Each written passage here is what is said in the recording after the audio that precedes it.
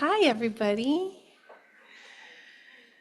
My name's Taylor, and I'm going to do just a little brief welcoming, hello, etc., orienting. But before we do that, let's all just sit for a couple minutes and ground and just take a moment to breathe and take refuge inside.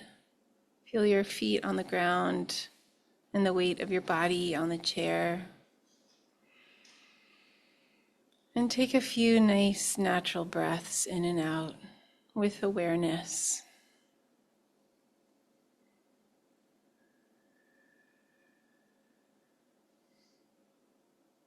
Giving yourself permission to just pay attention to the breath. That's all you have to do. Arriving in your body, breathing.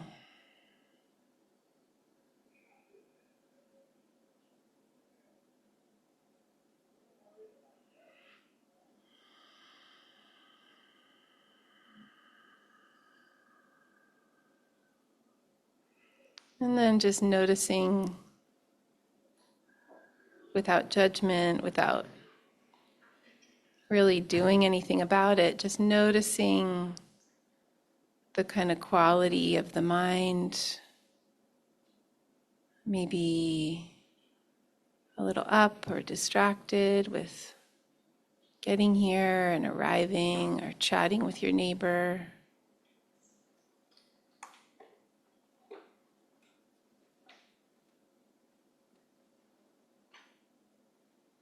Noticing sounds in the room. Just turning on your noticing radar of awareness without judgment, just noticing and breathing and relaxing as you settle down into your seat.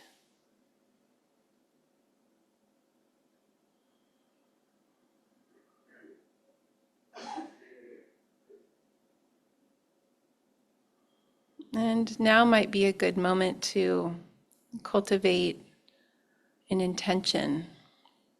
Just flash on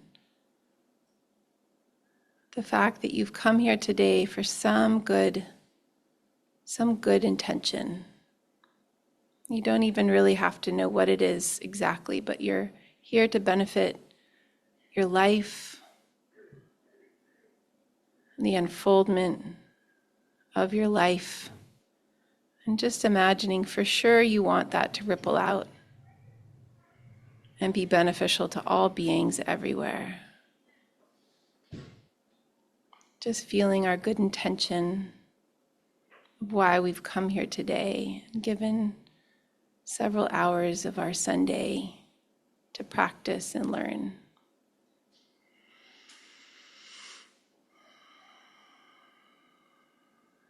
Thank you for your intention. And then coming out to open eyes at your own pace. Just continuing to breathe, and I invite you to stay relaxed in your body. At any given moment, you can just come back to your center.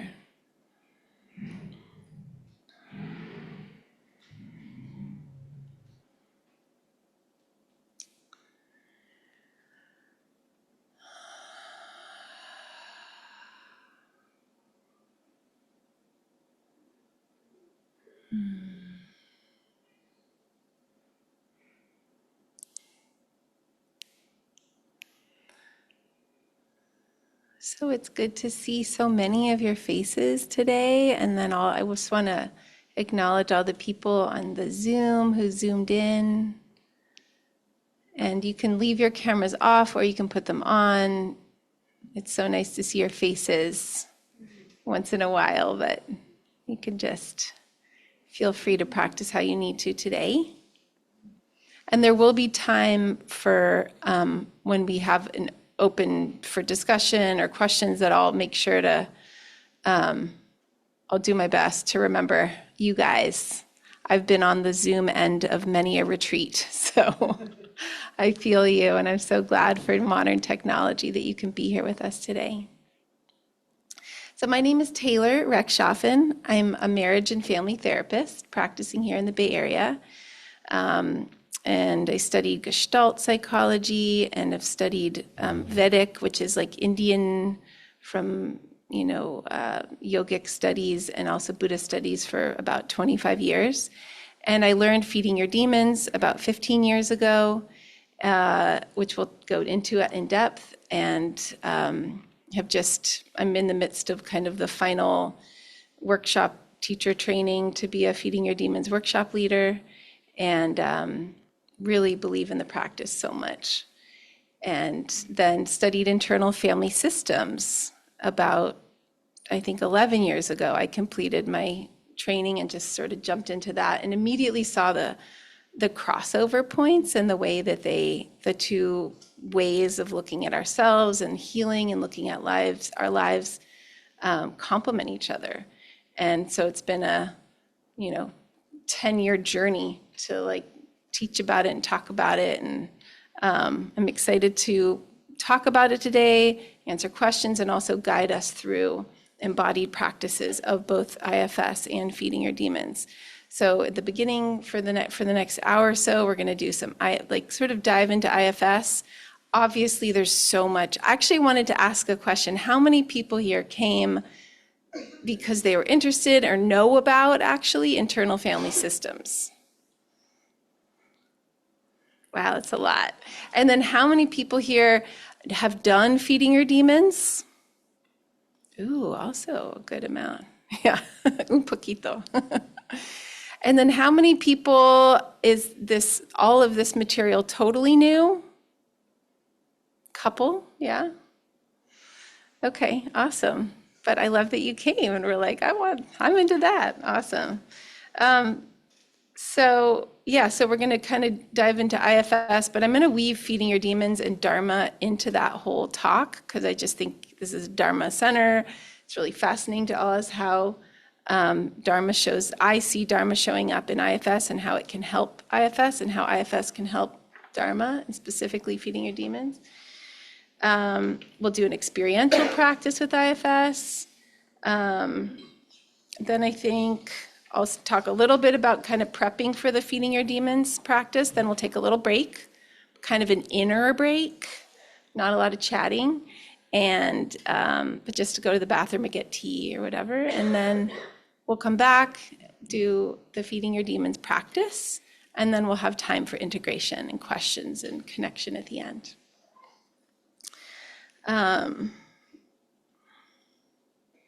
See if there's anything else I want to start with. Okay. So I would say the essence of what we're going to talk about today and what both practices are really, I would say, teaching us is the very basic idea of feeding, not fighting our troubles, our hindrances, our afflictions. This gesture of feeding, not fighting. Now, this doesn't mean we don't fight for what is right, say no, have boundaries, be very fierce and firm, but there's, especially on an internal level and how we're relating to the emotional experiences that arise in our body, like shame, fear, rage, jealousy, all what in Buddhism we talk about the afflictions, craving, aversion, delusion. There's this, and in Buddhism you hear this again and again, what you resist persists. When you resist and when you reject the reality, the unfoldment of what's happening, you're adding a second arrow of suffering. You're making matters worse. We're, rejecting what is, and in so doing, almost tying ourselves to it, almost like locking it in. And we'll come up with, we'll go into more examples. And so what IFS and Feeding Your Demons are both helping us do and helping us teach to do is to actually turn towards that which is troubling us and do this very different gesture, which is like the opposite of the tug of war. It's like having that rope actually go towards the thing that we're trying to fight. And what ends up happening is the thing that was causing us so much trouble. I'll just use an example. Let's say a fear. Let's say we have gripping fear about something. And if we really notice on an inner somatic level how much we're resisting that, how much we don't want that, how much we think it's a problem, how much we think we have to cut it off or heal it or kill it or get rid of it, it's this turning towards the monster that seems to be or that it feels it is, and actually understanding sort of in a heart-centered way what it's really needing underneath and beneath all of that intense fear. And then, so in internal family systems, and in a minute I'll kind of stop mixing the two and just talk about IFS, but I think about them both together, the feeding from feeding your demons, and then in IFS, there's really like turning towards and paying attention to a part. Let's say it's this fear, let's say it's this part that's deathly fearful of something. Being with it without rejecting it and without trying to change it, but listening to it and attending to it and tuning into it, which I would say is feeding it. You're feeding it with loving attention, you're feeding it with patience, you're feeding it with what a safe, kind, grounded attachment figure, parent, that maybe we didn't actually have in real life, but we are learning how to offer that to our own part, this like mature self, we say in IFS. So, so easier said than done, but practice this act of feeding, not fighting, because just the fighting doesn't work when we struggle against that which pains us. Have we noticed it working out? Like maybe if we beat down that part of ourselves or that habit sometimes, but not really. It seems something else pops up. So I'm going to shift into what is a part, what is IFS. So IFS is a therapeutic modality I was going to look it up last night. I'm so embarrassed. I feel like 35 years old, 30, 40 years old. Created by a family systems therapist, Richard Schwartz. And one of the basic tenets and understandings that IFS is bringing forward is that we aren't just one unified, solid personality. We actually are this myriad of personalities, sub-personalities. We are a myriad of memories. We're a myriad of imprints. We're a myriad of stories about ourselves. We're a myriad of internalized voices, both positive and negative, that we've sort of adopted from past. So the way we sort of categorize all of these aspects of ourselves is in parts. So we have all these parts. And I like to see IFS as this useful organization structure. It's like really helpful to kind of unpack and almost say, okay, I'm not just Taylor. I'm not just this ego self that, is insecure and then self-righteous and then, joyful. I have all these parts that are acting those different qualities out. Whether that's true or not, who is this like, scientific? Do we actually have all these little personalities in us? I don't know, but it's really useful to frame it and think about it that way. Because what ends up happening, and here I can't help bringing Buddhism in. In Buddhism, we do this act of looking more and more and sort of noticing, oh, this thing that I thought I was, this ego, this identity, is that really me? Like we talk about finding the non-self in Buddhism, right? We learn about finding this base sort of awareness, naked, open mind, open, vast, luminous essence that is your core, not an ego structure self. We sometimes call it a non-self. So it's ironic that in IFS, that thing that we uncover is that we call it self with a capital S. So do not let the linguistic complication complicate, it. I think they're talking about the same thing. I think that Richard Schwartz sort of kind of inadvertently found a really cool map for helping us uncover our naked basic awareness. Because in IFS, what we would do, and some of you know because you've been in therapy or you've studied IFS, we definitely, it's an embodied thing. Often we start, like we notice, okay, I feel fear, in my stomach. Okay, that's a sensation when I go there and notice that. Can I notice that that's actually just a part of me? That's a part of me that's feeling really flooded and really scared right now. And then one of the main things we do in IFS is we unblend.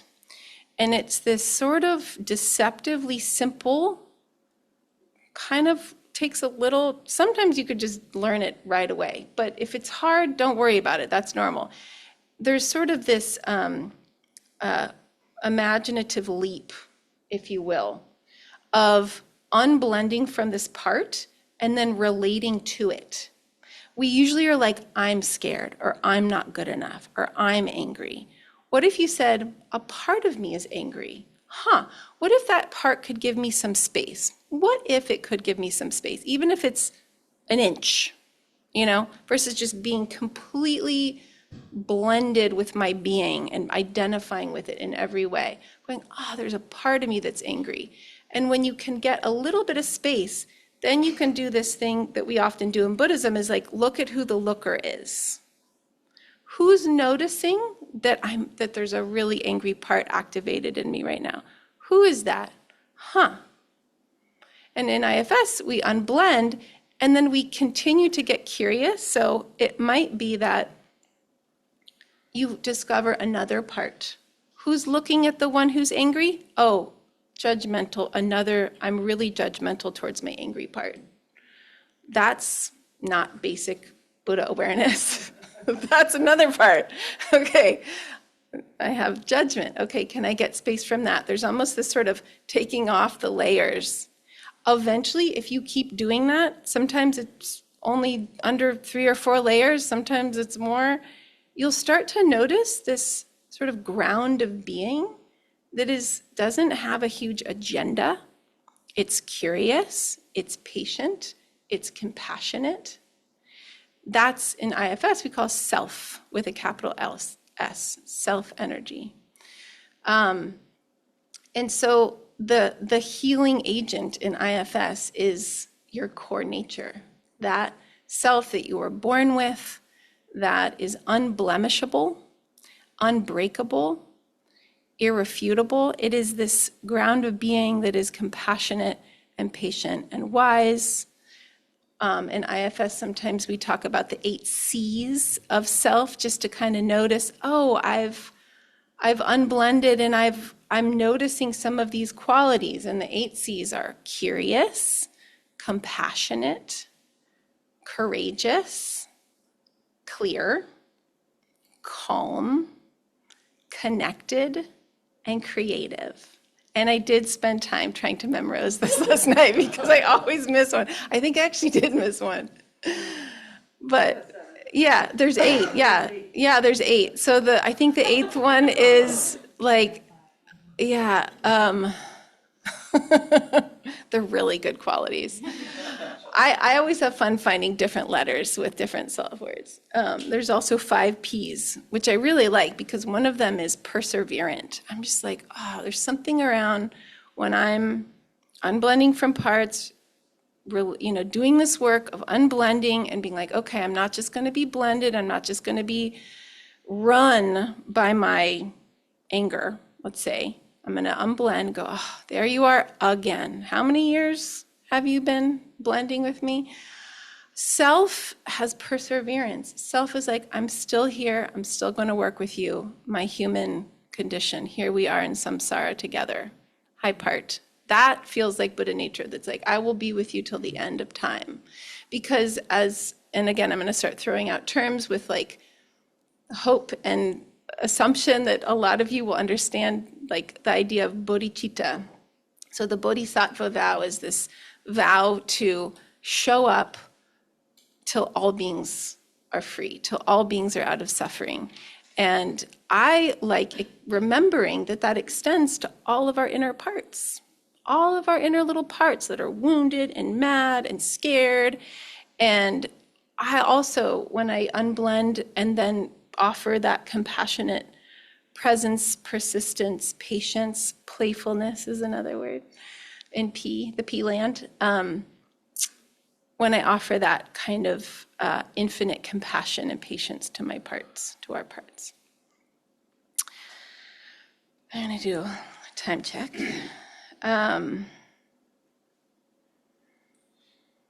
Oh, these are just great things to know and remember. Sort of tenets of IFS.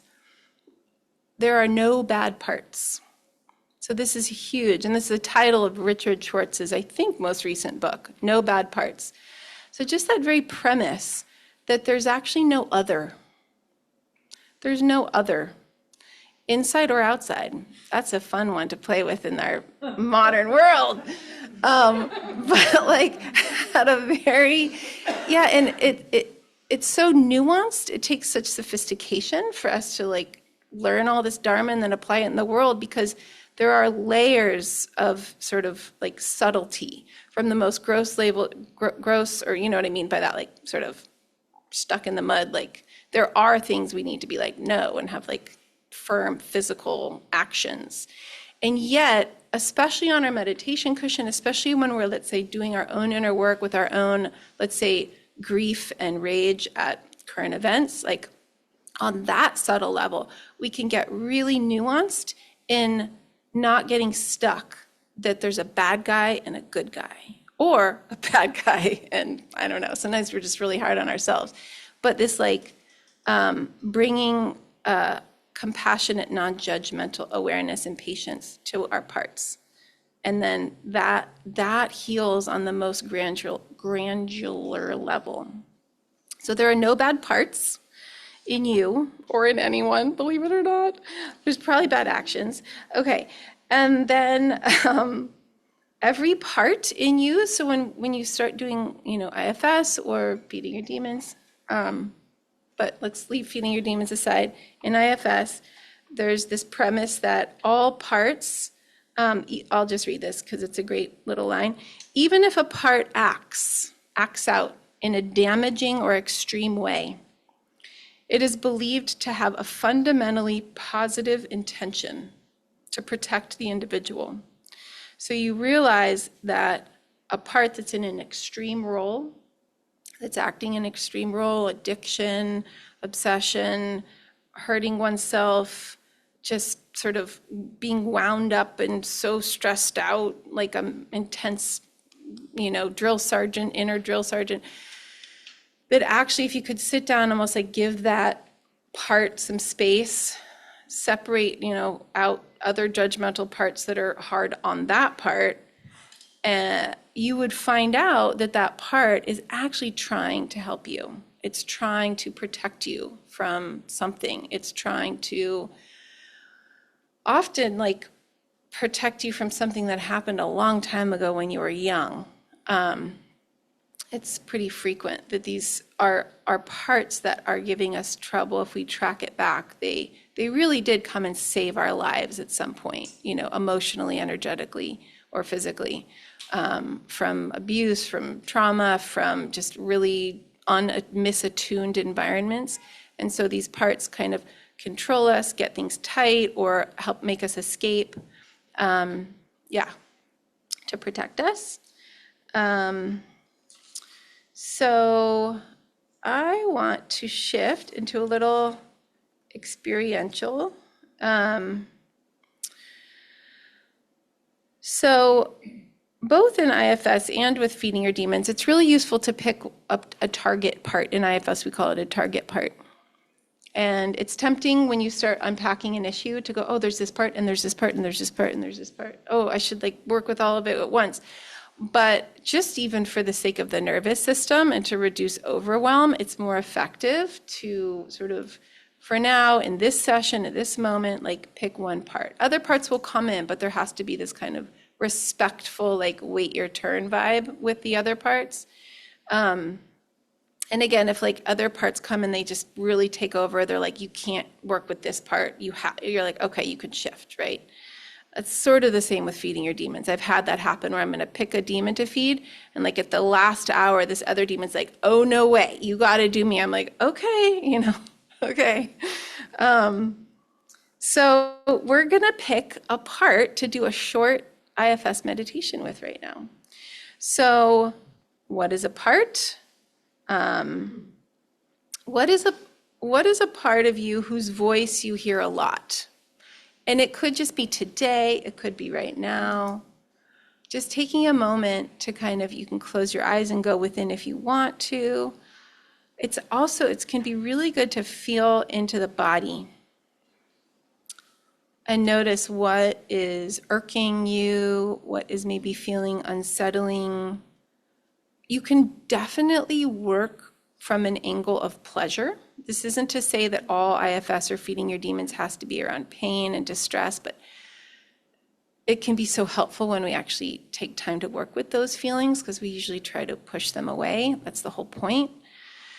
So feeling for something that is a pain or a worry, and see if you can feel it in your body.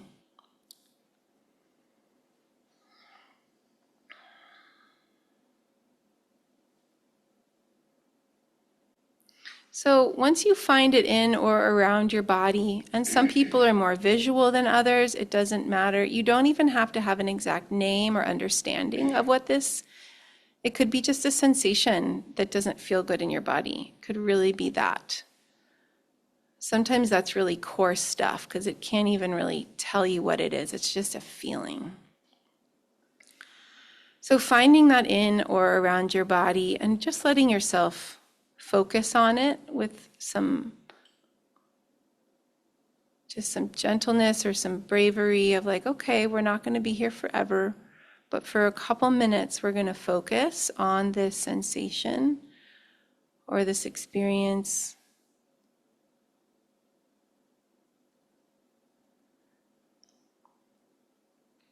And then we're going to see how we feel towards it. And this might be easy or hard to do. It's kind of a learned skill. How you feel towards something is almost as if you're sitting in a room, someone walks in the room and you look up and it's like, I don't know, some old acquaintance or some familiar. It's someone, and you have a feeling in your body towards that person. So it's like that. So notice the sensation and then notice how you feel towards it.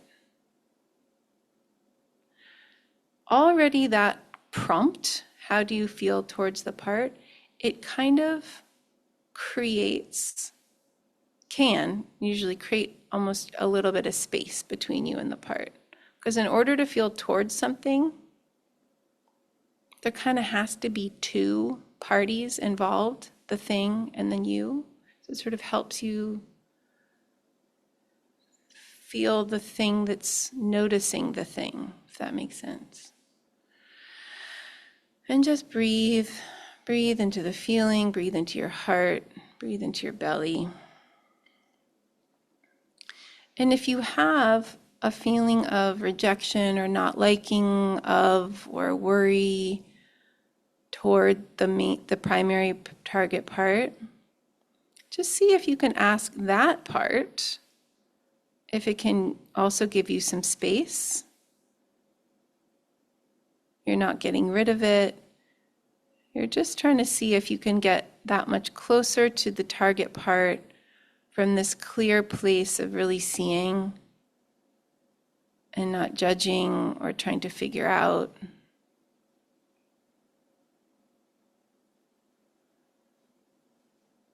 And then again, look at the target part. It might have changed. It might have disappeared. If it does really disappear, it can be useful to almost intentionally stir it up by thinking of the primary issue that it's involved in. You're sort of poking the hornet's nest a tiny bit for the sake of this healing practice.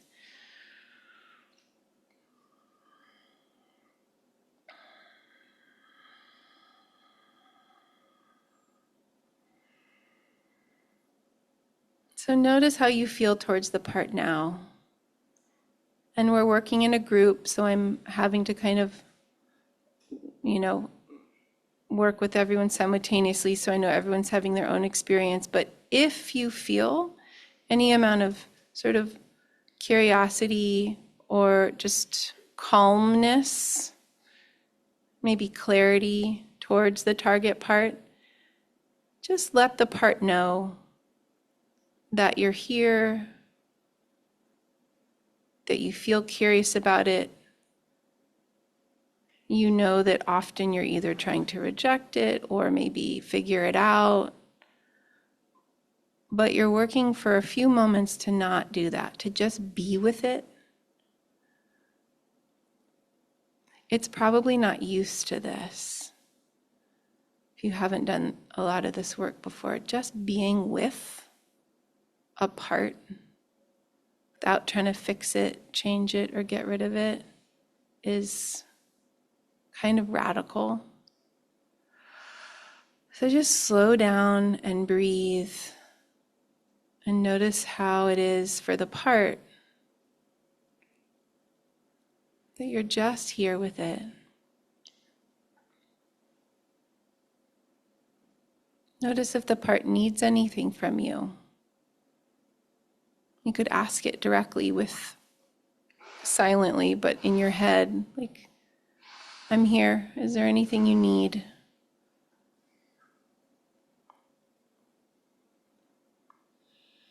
With no attachment to getting a response.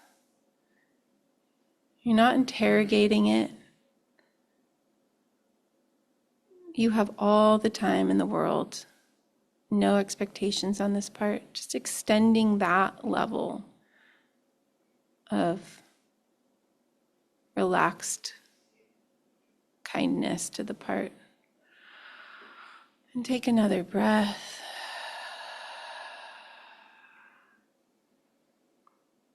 And maybe let the part know that this is a really short visitation, but that you want to spend more time with it like this and get to know it and see what it wants you to know, what fears or concerns it has about you,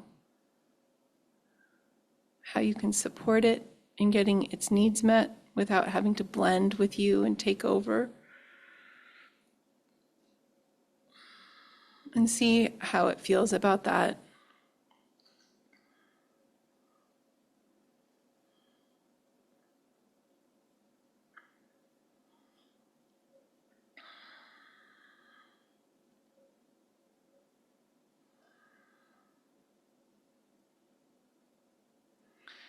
And then letting it know that we're going to end in a moment. So just let it know that you don't want to forget about it.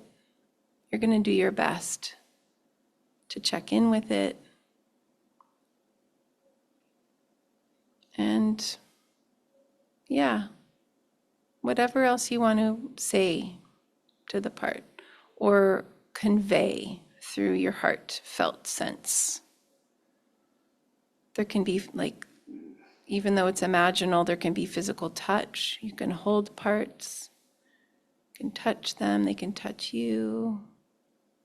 Again, just being slow and like consensual, even like checking in, like, is this what you want? Sometimes parts don't want to be hugged, but we have a kind of caretaker part that sneaks in and tries. So just letting caretaking parts step back. The self can do it. The self can be present with the part.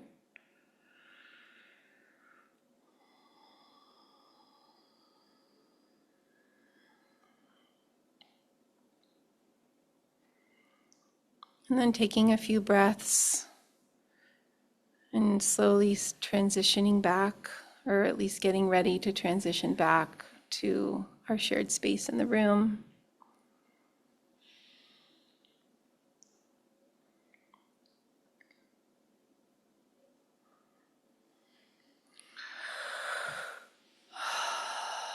And coming back to open eyes when you're ready. And in a moment, I'm going to Normally I would have little dyads or triads, but because we have our wonderful online Sangha members, we're just going to keep it as a group. So I know it's a little bit more brave and vulnerable to share in the group, but just remember that your share helps other people with their vulnerabilities.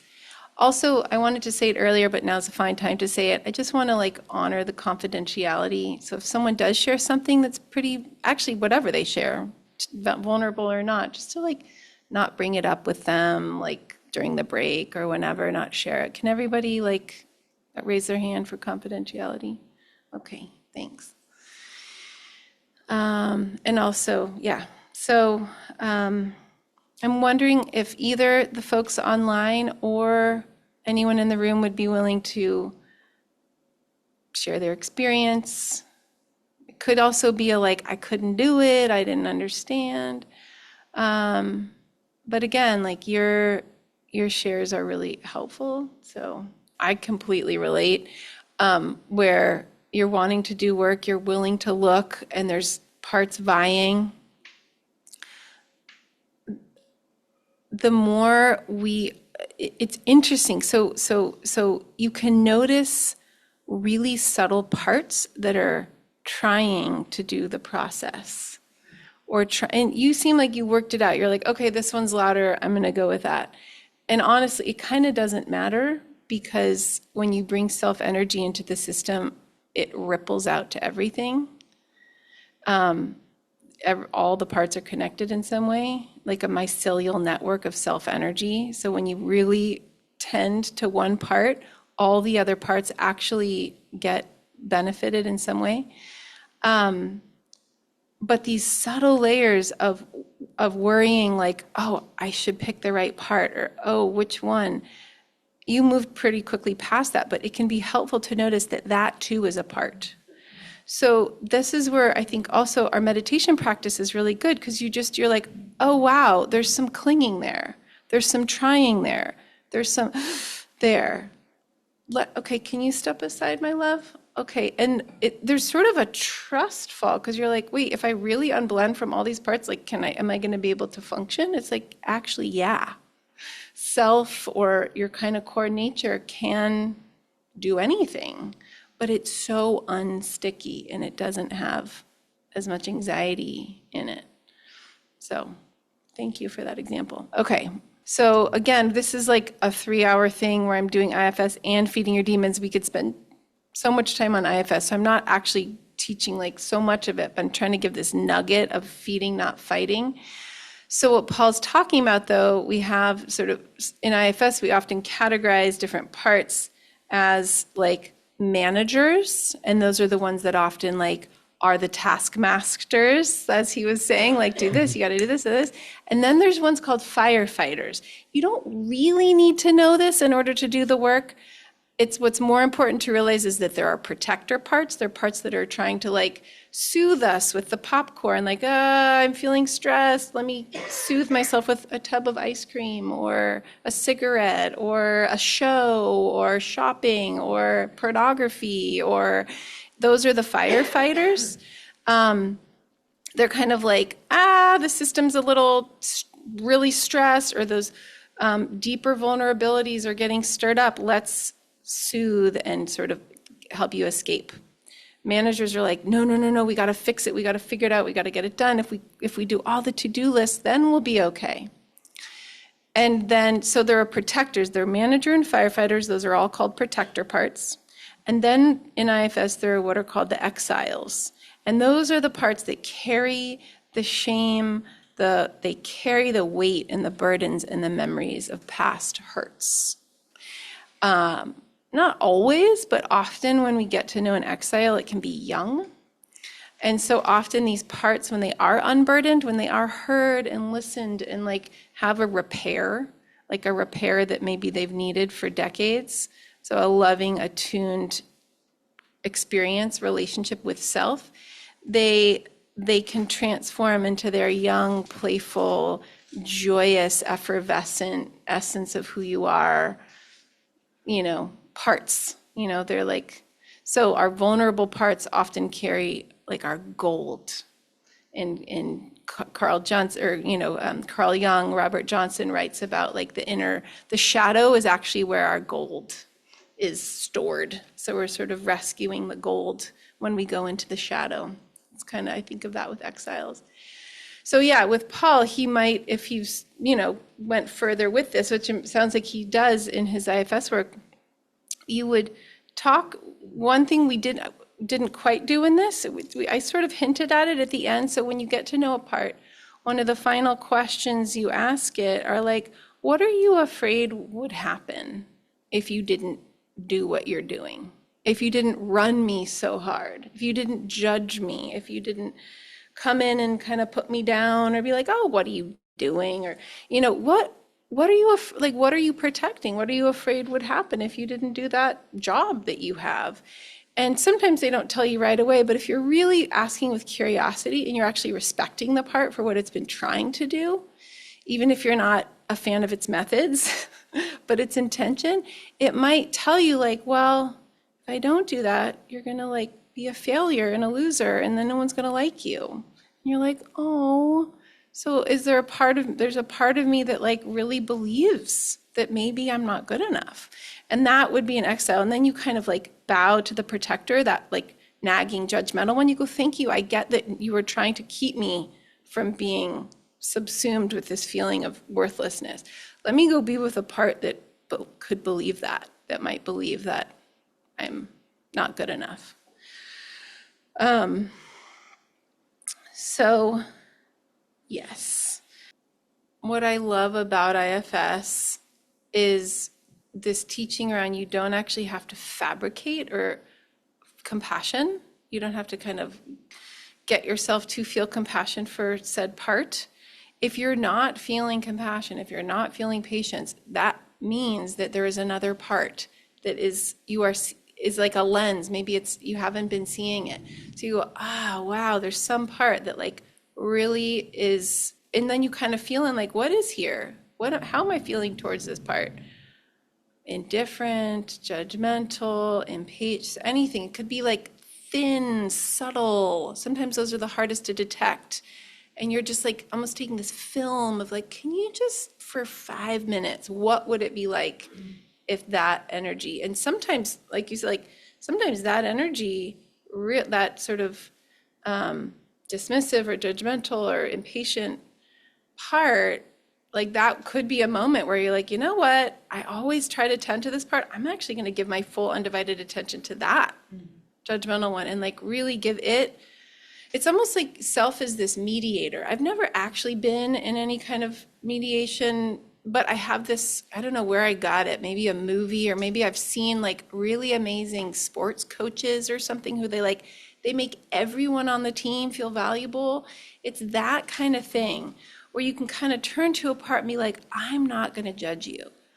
This part could be like such an asshole to everyone else, but you're going to be like, I got you, like, what's up? It's almost like each part is a little person, And when you treat them like that, they transform. The part becomes less problematic with the other parts. It kind of maybe steps back or becomes more of an advisor. All parts have valuable messages, and we can hear that and go, oh, thank you so much for your input. But it's filtered through this sort of wise, compassionate center. We talk about working on having our system be self-led.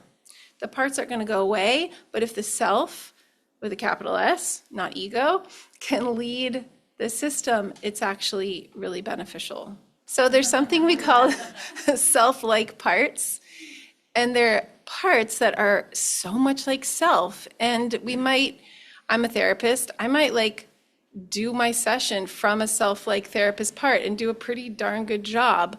But I know it's palpably different if I cannot be in a part and just be in self. So I have sort of, because, with time, a self-like part, the way you know that you're in a self-like part is if you check for any attachment or agenda to a certain outcome. It could just be little. And it's so deceptive because you're like, well, don't I want to benefit all beings? Like, isn't that a preference or an agenda.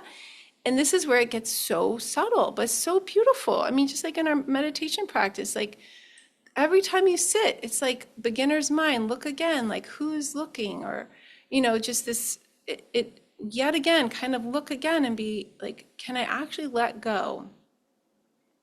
Can I be infinitely patient? So what's so ironic is that when we can actually let go of all agenda, like whatever happens, sitting here with this, target part, things happen, think healing and unburdening will happen without with you kind of getting out of the way. That's kind of a magical, beautiful reality. So that if you are actually really, so the answer is, if there's any hook or grab or stickiness, even if it's really subtle of like, oh, and I really want this to work out, or I want this part to feel better, or I want, like, on some time, like at some point, like if you're just like, what if I just, did a thought experiment of like, what if I just let that go? And I just was here with this part. It's amazing, like that ironically facilitates so much more movement. So there's a paradox there. The thing, you use the word non-merging, which she changed to nurturing, which is like so great. So we talk about if you're blended with a part and you cannot get space from it, it's so weird, but you can still do this work. It helps to be with a therapist or a friend who can, like, they're in self and they're attuning. But I love this thing where sometimes people are like, notice the part, get space. Notice the part, get space. You don't even have to do that. You could actually be like, wow, I am so flooded with this sadness, anger, rage, fear, whatever.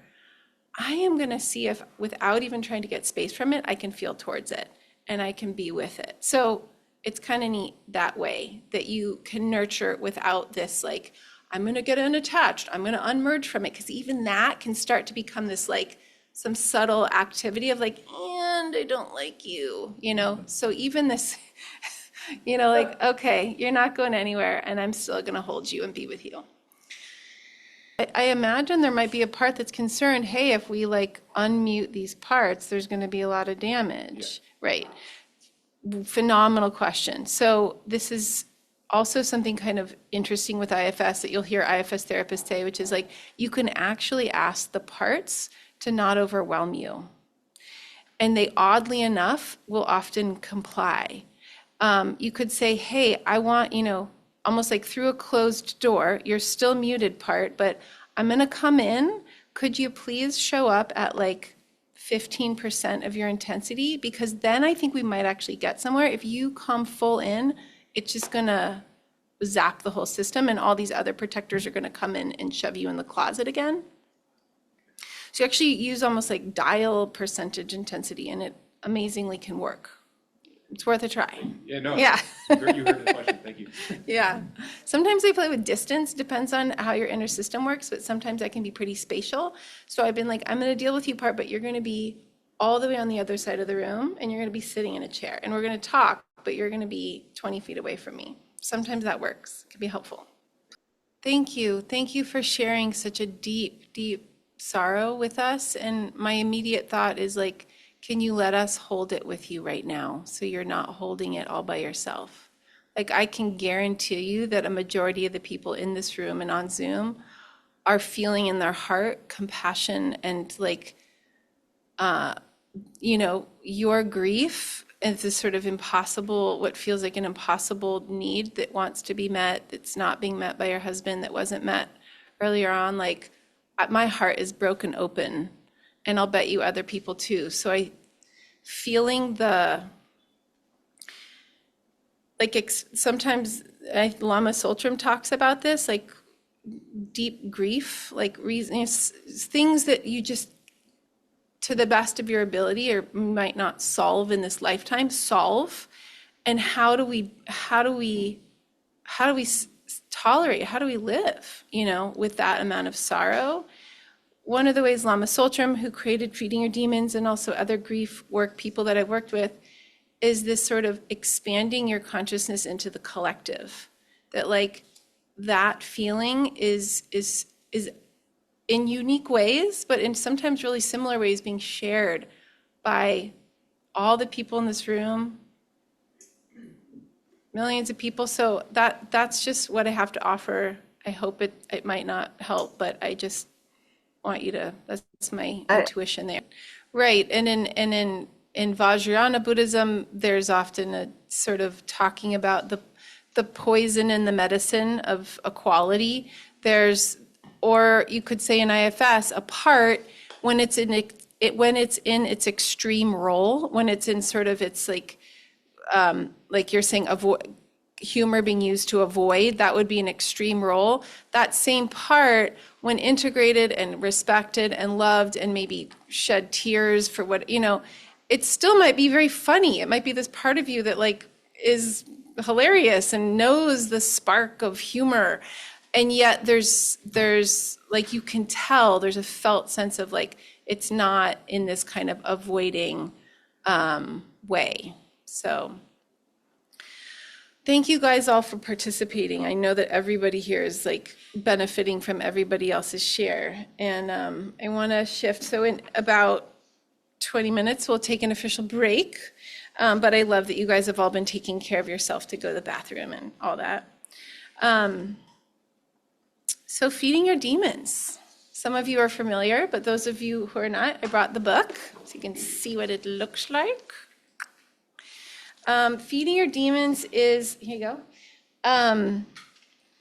a practice that originated from ancient, like millennial old practice called the Chu, or the Chud, if you say it incorrectly, but that's kind of what it looks like on paper. The Chu, which means severance or cutting through.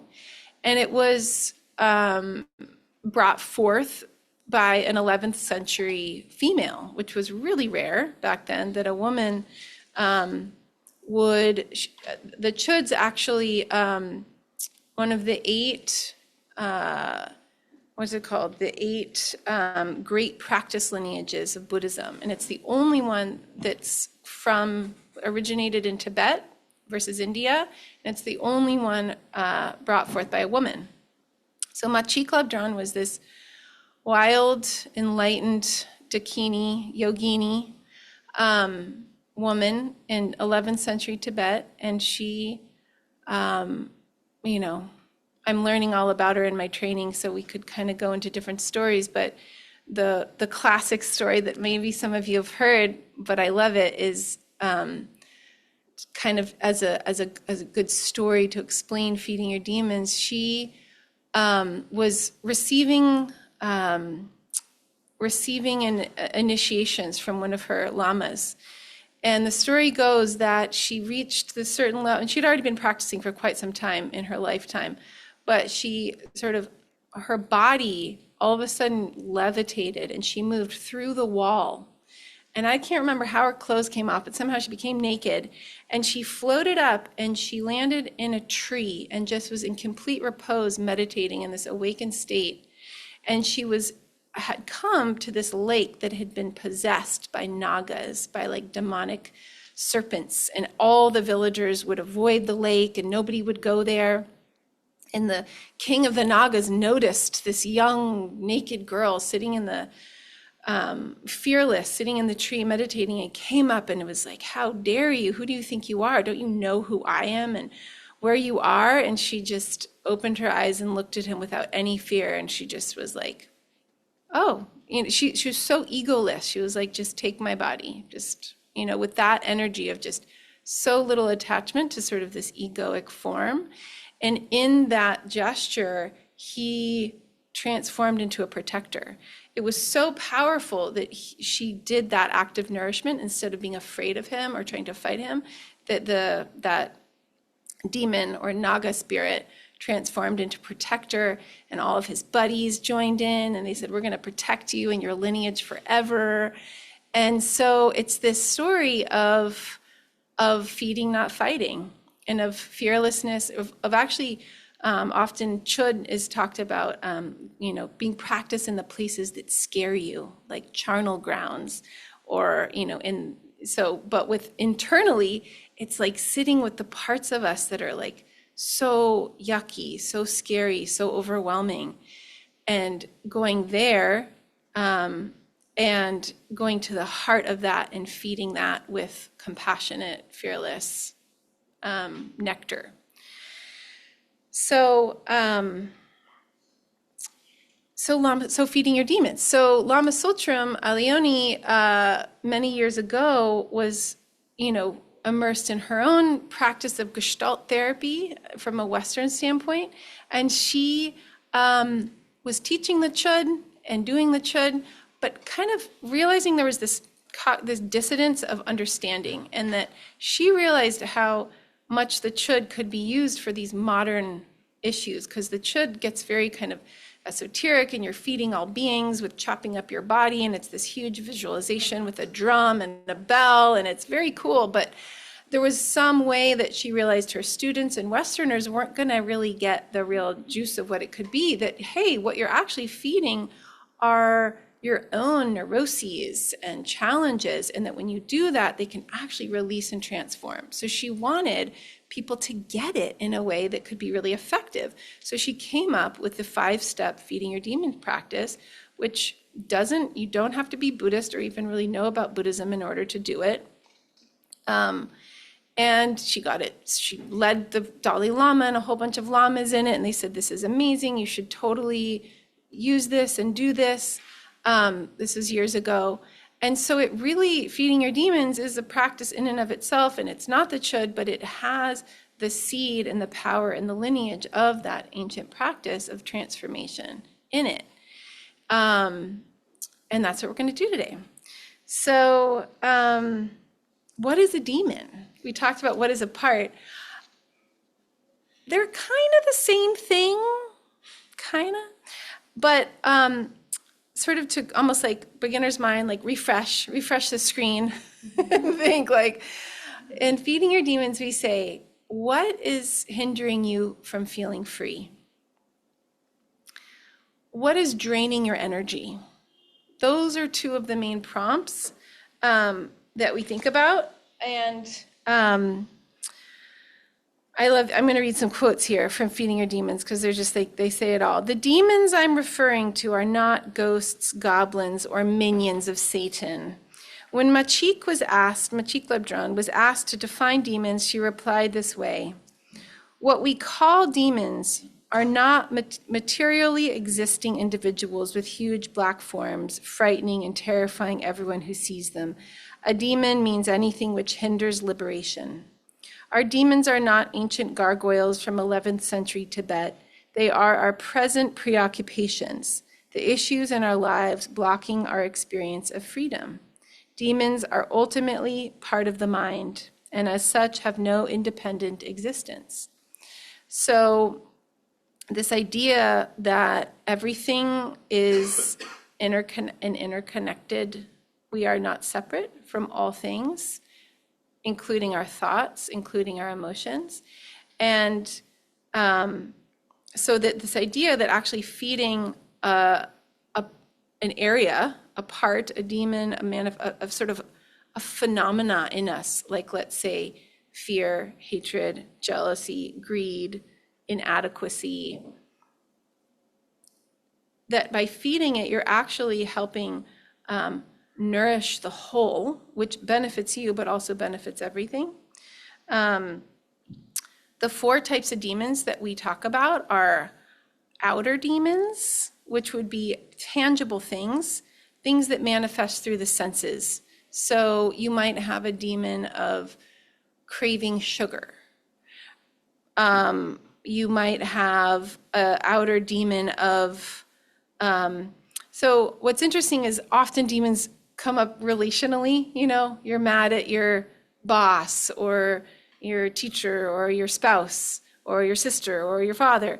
So the demon isn't your father or your sister or your teacher. It's the feeling in you that happens in relationship to that person. So I did a demon feeding with a woman a couple years ago. She did something. And I was so angry. So she wasn't the demon. It was my anger at her, my rage, my desire to kill, gnashing teeth. So that was the demon I worked with. So that's like tangible. And again, like when we do this practice, you don't always have to know. Kind of like with IFS, you don't have to be like, oh, this is a manager part. Sometimes that's helpful, but you don't really have to know. But it kind of can help you see what's possible with feeding your demons. So inner demons is the second type. These are intangible. They arise from the mind. These are the things that run on and on. You know, the voice track that's just like always going. You're like, wow, those thoughts are constantly going. Emotions, fantasies, memories, thoughts. So this could be inner critic. I've done so many demon feedings with my inner critic because it needs a lot of feeding.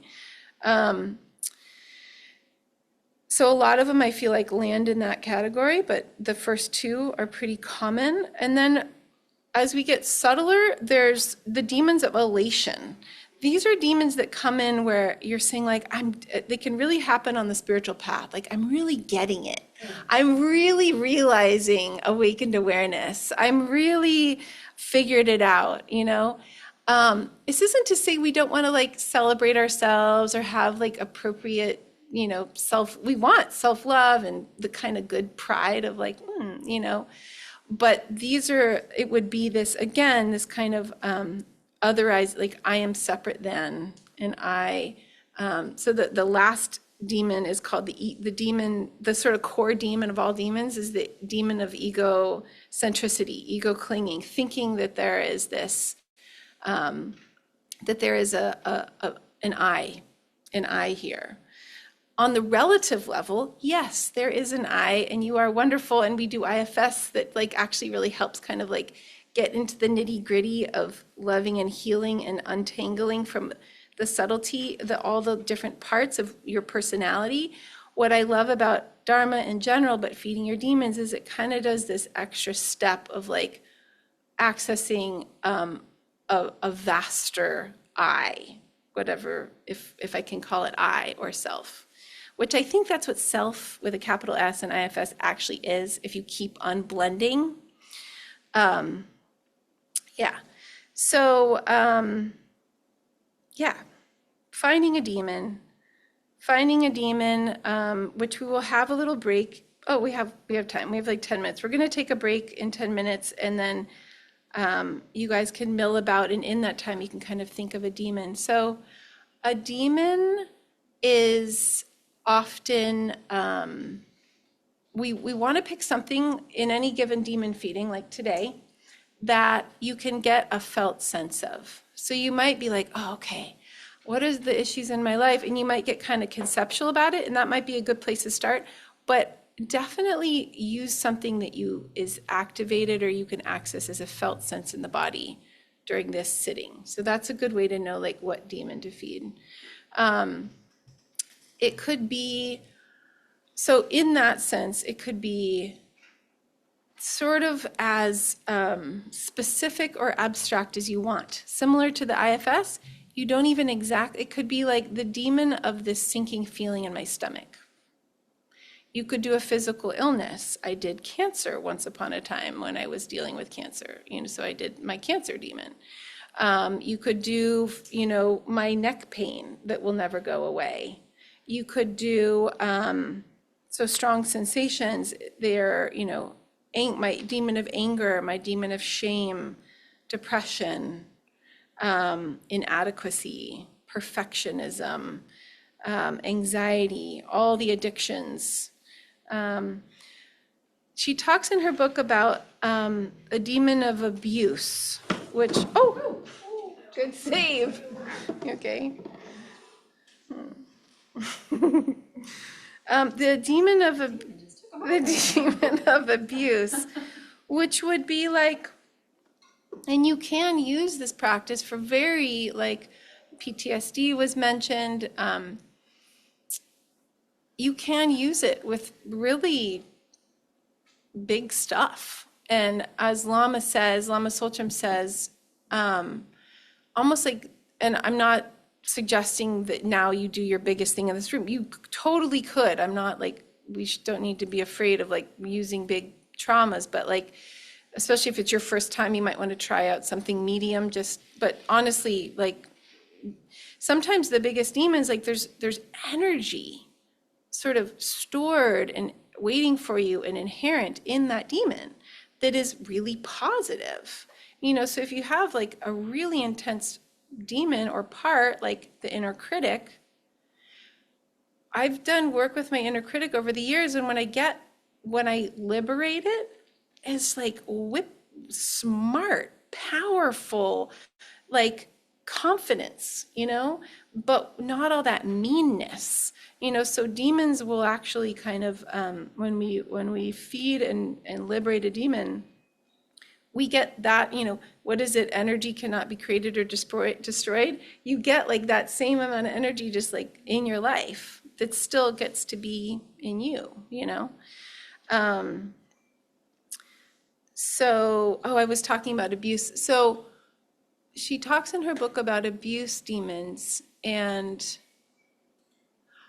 I think that it's sort of what you want to look for in any given work with demon feeding is, again, back to that same question of like, what is draining my energy? What is hindering me from freedom? And it might be very unique to you. So with abuse, it might be like specifically a demon of like, I'm not safe, or the world isn't safe, or I'm like, there's something wrong with me, like, even though other parts of that is not true, but when you tune into an abuse that happened, there might be some negative limiting belief like that. So we're going to take a break in a moment, and I'm going to play a little music just because I think it's good for the brain to like be on a different wavelength. Maybe you don't have to hold noble silence, but just like see if you can let this time be a kind of inner time, and we'll just take like 5-6 minutes. And in that time, you can sort of think about what demon you want to feed. We won't jump right into it after the break. We're still going to talk, and I'll make sure everybody has a sense of what they're going to work with. That's a good, she asked, should we think about the different types of demons as different types of parts? I would say your best bet in this moment, and maybe forever, is to not worry about the types of parts or the types of demons. It's really anything that, so is your question like that, if you got into studying it and you were kind of interested in the nuances but yeah, definitely to do the practice effectively, almost like just have beginner's mind and say, what part or demon do I want to work with that is draining my energy in this moment? Does that make sense? I do want to correlate them. Yeah. Like, so let's say we have outer demon, inner demon, those 4 ones, demon of... Like loneliness or fear or bravado. Yeah. Right. Oh, I see what you mean. I didn't know if you were correlating it with the like IFS manager, firefighter, exile. That's not what you meant. Okay. Yeah, totally. Yes. I think that I have paper and pen too for anyone who's like needing to write, and we'll write at the end of this practice too. But for sure, I also think, writing down, you're like, I know I have this demon, this demon, this demon, this demon, and I love this practice. I want to feed all of them. So, pick one a day, or pick one for 5 days, or one for, you can sort of, I think it's fantastic to kind of start mapping out what your demons are. Yes, totally. Yeah. Could I choose the same part and now say it's my demon that I did before? Yeah, Okay. It could totally work. Yeah. Okay. Yeah. You said before that they're somewhat analogous, but sort of not, and I don't understand the not. I don't think there's a not. I think, I've only formally started writing my thoughts about it for the past year, and nobody else is talking about this, so I don't have any reference points. I mean, I've talked to Lama about it a little bit. I know Dick Schwartz and Lama have, like, I'm not too worried about the official saying about what's what. I think it's personal, and I absolutely think they're the same thing. That's my, vibe. Yeah. The thing about demons, though, it's almost like the demon can be more of a conglomerated phenomena, whereas with IFS, it can be very helpful to start like parsing apart. You're like, this issue that I'm treating as one whole issue as the demon, it can work if it's just like my rage. But when you do an IFS, you're like, wow, it's rage, but there's this other really sad part that they say in IFS, if you can separate parts, do. Because they can always kind of magnetize back together, but if they're mushed together and you're not realizing that there's like a system going on, that you're getting overwhelmed because it's not resolving it, but you actually are like, oh, there's this and this. And I'm going to give time to this, so it can help to almost sort out more in IFS. Whereas you don't really need to do that with feeding your demons. You can kind of just like be like, this grief I have, and yes, it's complicated, but like you can actually feed it as a unified phenomena. That's really helpful. Thanks. Okay. Do you have any guidance then on when you would use one over the other? I mean, I would say what feels right in your body. Like for you personally, let's say it's a Tuesday afternoon and you're like, I'm really struggling with this thing and I want to use some of my tools. I would base it on like what feels best to you in the moment. I don't know if there's, I think IFS, and after having done it for so many years, I can still safely say when I do it with an actual practitioner, I can realize things that I don't realize on my own. So IFS you can totally do it on your own, and it also really benefits from an other. Whereas feeding your demons, it's a set script. So once you have the script memorized, doing it with another person, I think there is a field phenomena when you're with an other. There is something that can you're being seen, you're being held, you're not doing it alone. So there could be a benefit to doing it with other, but I'm actually not answering your question. I'm answering a different question. But yeah, I would just do it based on your intuition. Yeah. What does it mean to feed? So I have Feeding Your Demons teachers who advocate just guiding the practice and not talking too much about it ahead of time. But there's like a few things that I want to get in there. And I think what I will do is include just some little pithy reflection on what it is to feed. So this comes from a Tibetan Vajrayana Buddhist practice, which was largely influenced by the Bon tradition, the shamanic Tibetan knowledge of energy. And a lot of Tibetan Buddhism actually does include sensing subtler energies in the body than we normally give credence to, and actually sort of working with them. This isn't as complicated as it might sound. Like when I think myself, I would hear that even 10 years ago, be like, well, that's kind of over my pay grade. That's so like complicated, but actually this sort of, so in Feeding Your Demons, it's an active visualization. And whether you can visualize or not, or you think you can visualize or not, I'm going to say, think of a pink elephant. You all probably had a pink elephant in some way, shape, or form pop into your mind. So we all can imagine things, right? And it's really powerful when we imagine things.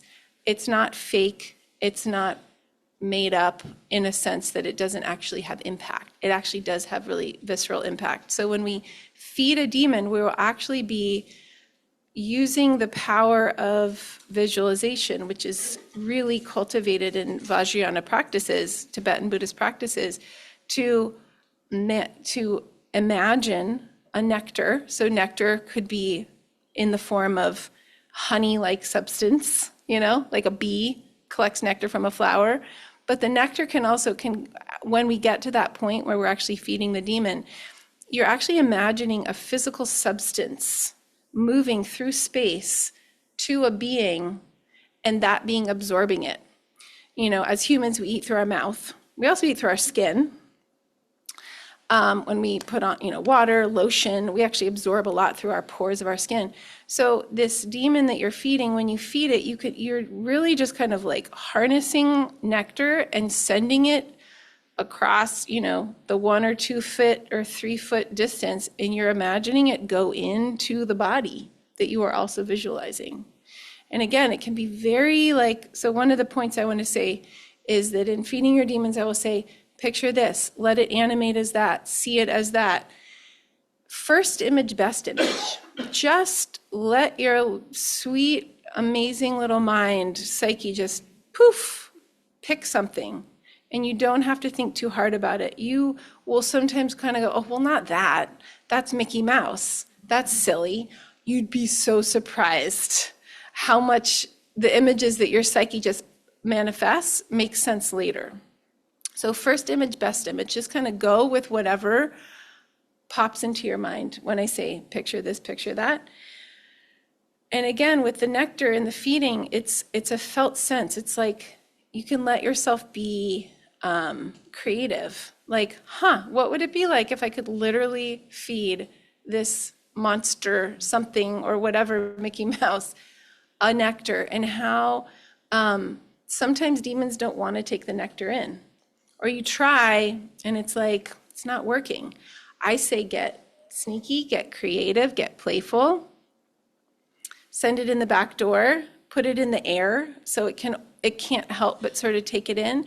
Because the thing is what you're offering this part of you that is wounded and angry and sort of seemingly other bad, what you're offering it is sort of infinite compassion and belongingness with you, with all of creation. You're like, you too, I accept you.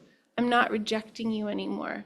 You're actually infusing it with this deep, deep acceptance. Even if it doesn't want the nectar you're feeding it at first, I guarantee you if it starts tasting it and you just keep sending the nectar, it will start to go, oh, okay, actually I do want it. So you just kind of sustain the visualization of feeding it. So first image, best image, don't overthink it, trust what comes up. There's an important moment where I will ask you, I will instruct you to ask the demon some questions. So the first question is, what do you want? The next is, do you really need? So the way we want and need, sometimes we mix them up, not in a bad way, but we use them interchangeably, especially in therapy. It's like, well, what I really want is true love. I'm like, okay, yeah, that's a valid want. But in this, what we're actually trying to understand, for example, your demon might want your life force energy, or to control you, or to like have you shrink and disappear, or it might want to tear down the whole world because it's so angry. That's what it wants. That's like what it's already kind of doing. If you were just to say, what is the kind of, if you could just, yeah, that's the want. The next question will be what it really needs, which is often not what it wants. What it actually really needs might be hidden deeper down. It might be safety and relaxation or love. So this is a quote from Feeding Your Demons, until we get to the need underlying the craving will continue. So it's like almost like that, what it wants is like what it's craving to do, kind of impulsively, and like what it's already doing. But the need is underlying. And then the other one is, the third question is, how will you feel if you get what you need? And we really want to get, and I say this because we're in a group and I can't check with each of you to see what your answer is.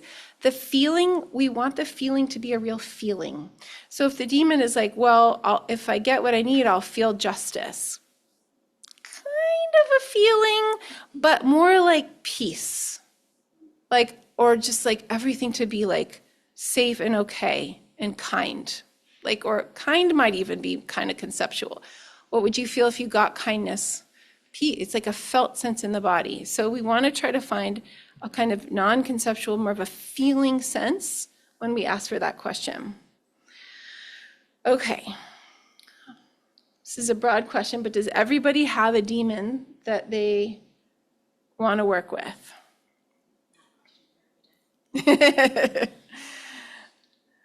Okay. So I'm going to assume yes, and we are going to try this out. So all you have to do is follow my instructions. If you get lost or confused or whatever, just carry on. Just pick up wherever I am and just keep going. Even if you don't get an answer to something, don't worry about it. Just keep going. Do your best, have a beginner's mind, and you're going to want a secondary chair. So those of you at home, you're going to want to set yourselves up so that you can switch places, and you really need to switch places. If you're like in a pinch and you have to do this on the airplane or something, it's okay. Or if you're incapacitated in bed but switch places when you do this practice. So you start, okay, so this is gonna, whatever your main seat is, that's where you're gonna be most of the time, so you can pick that seat, and you're gonna have your eyes closed as much as possible. So when you switch places, you're gonna wanna make sure you can kind of grope that other chair, move your body 180 degrees, and sit down in that other seat. Okay, so this is gonna be maybe 35 minutes, 40 minutes. And all you have to do is follow my instructions. And we're going to start by closing our eyes and taking some nice relaxing breaths. We're going to take 9 relaxation breaths. First, 3 deep breaths into any physical tension that you're holding in your body. With the inhale, hook that tension, and on the exhale, let it go.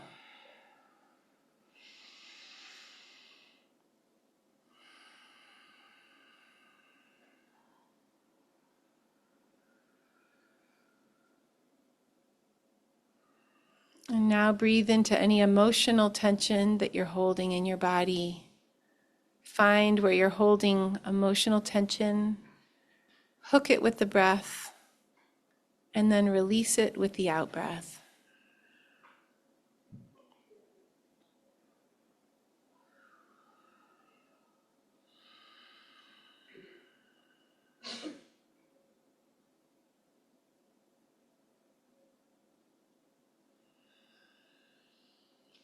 And now breathe into any mental tension or worries. Notice where you're holding mental tension in your body. Hook that tension with the breath and let it go with the out breath.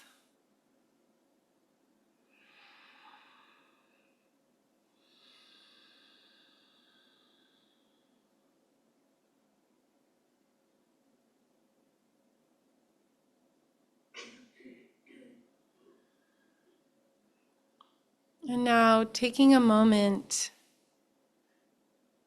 to think about and feel your intention for doing this work. Your intention to benefit your life and be of benefit to all beings. May this healing work benefit all beings. Just feeling the truth of your aspiration there for just a moment.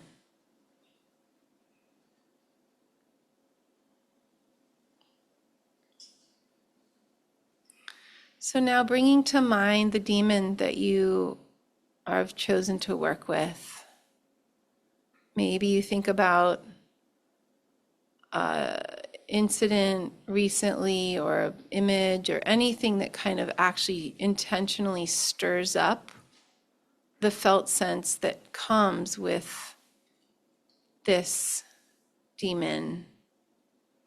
And notice where you hold it most strongly in your body in this moment.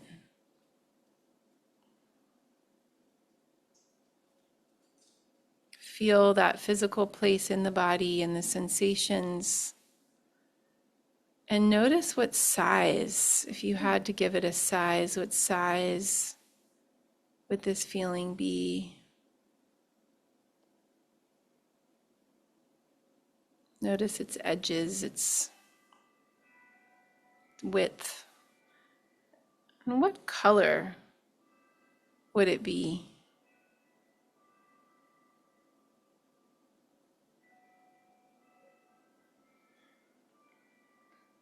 Notice what its texture or consistency is.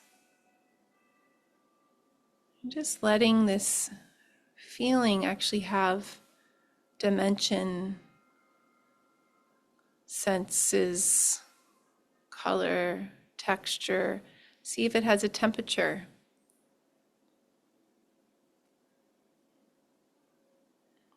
Just really bring all of your attention and awareness to this feeling and let it intensify. Let it be as much of itself as it can be.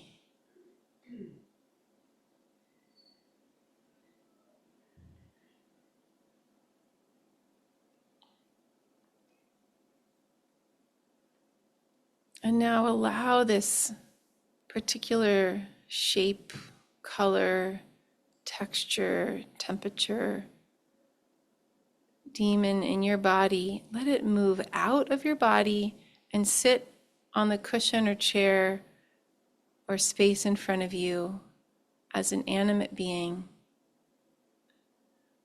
Just let it be exactly as it first springs forth. And see a being with eyes, a mouth, some form.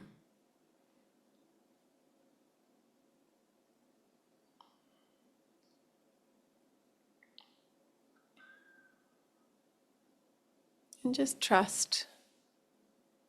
Work with whatever comes, even if it's very abstract. But if it's abstract and doesn't have facial features, imagine what it would look like if it did have a face.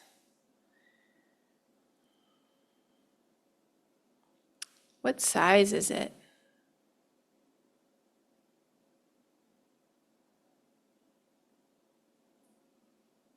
What color is it?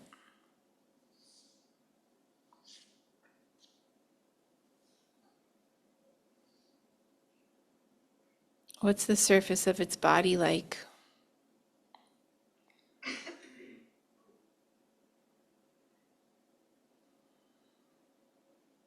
What's its density?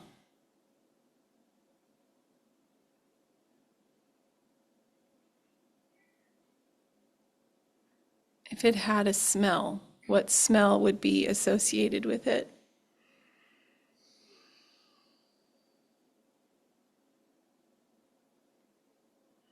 If it made sounds, what sounds would it make?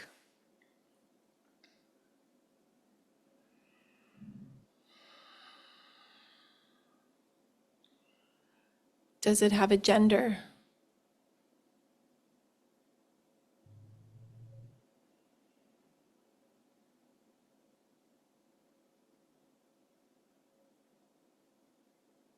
What is the look in its eyes?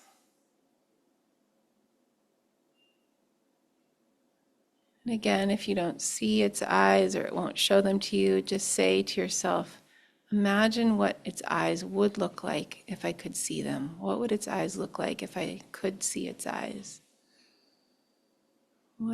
What is the look in its eyes?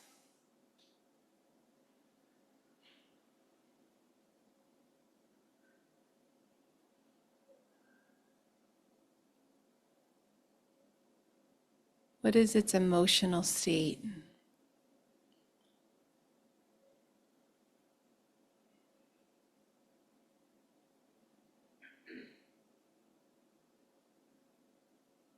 What is its personality or character like?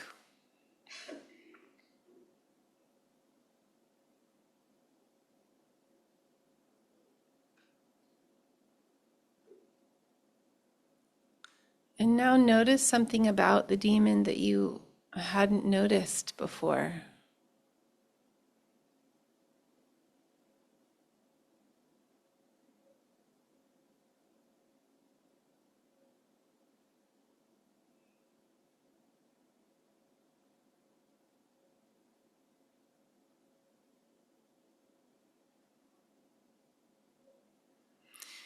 Now, ask the demon the following questions.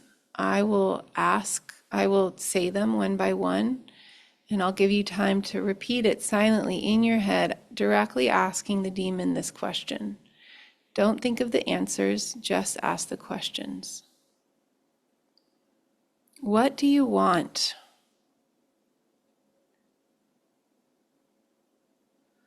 What do you really need?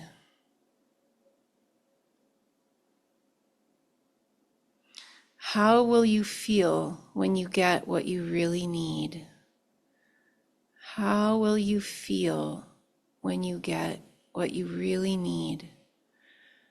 Now, with your eyes closed as much as possible, please switch places and become the demon. Let yourself sit as the demon in the demon's body. You can take a gesture. Everyone's eyes are closed, so this is private. You may take a posture or a gesture that helps you embody and feel and be the demon, if that helps, if you want to.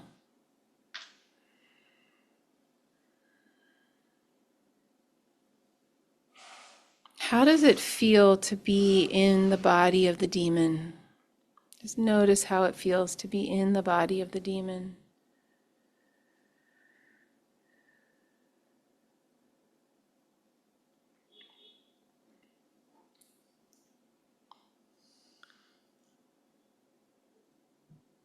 Notice how your normal self looks from the demon's point of view.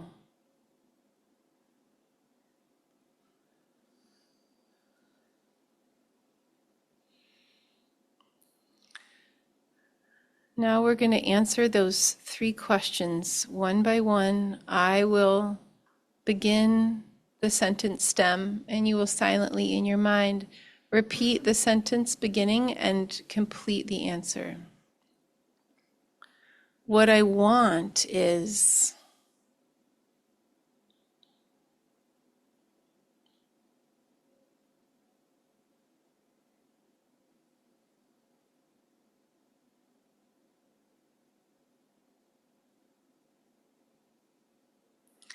What I really need is...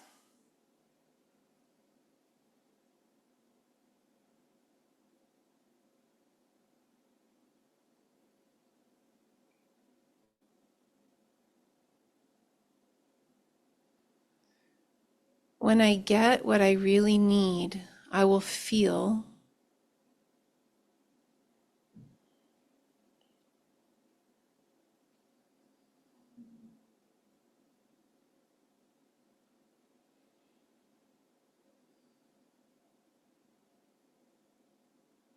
So take note of the answer to this 3rd question, of how you, the demon, would feel if you got what you really needed.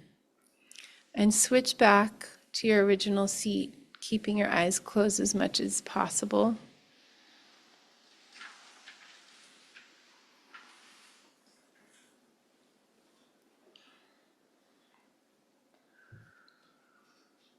And take a moment to settle back into your own body. Feel you. And look back and see the demon sitting across from you, or standing or floating, whatever. See the demon. And now evoke the feeling that the demon said it would feel if it got what it really needed in your own body right now. Evoke the feeling of what it said it would feel. And now dissolve your body into a nectar that is the essence of that feeling. It is pure liquid or mist or whatever form this nectar is for you, but it is pure essence of that feeling. And see what color this nectar is.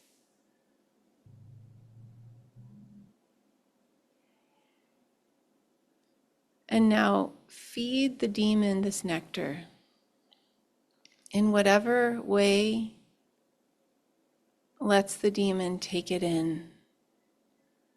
And this can be in any way, but let it flow. Let this nectar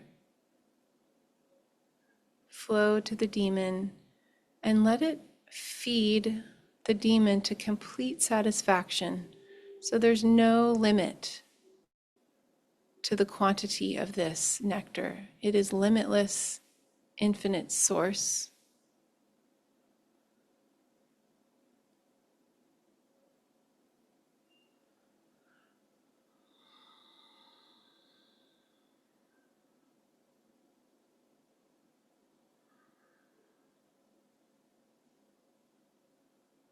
Keep feeding the demon. And it could be from this nectar body of yours, or it could be a nectar source that you summon.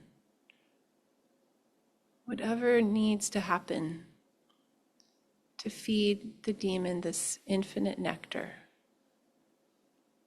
And just keep feeding it, keep sustaining this.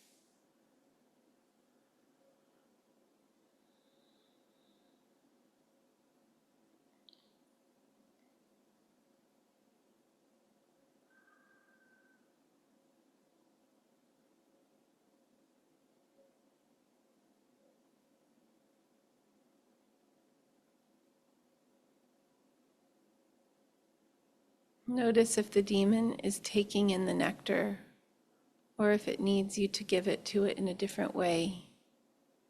Just help the demon take in the nectar.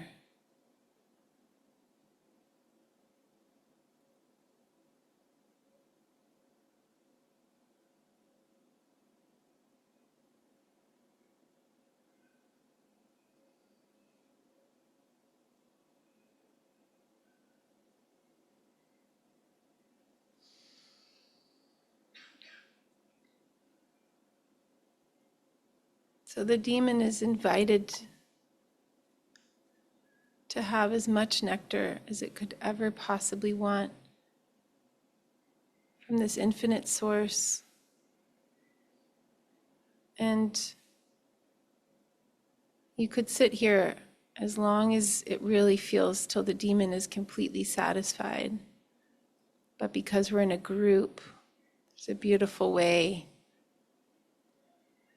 to transition. At home, you could take as long as you want. But here we're going to say, if the demon is completely satisfied,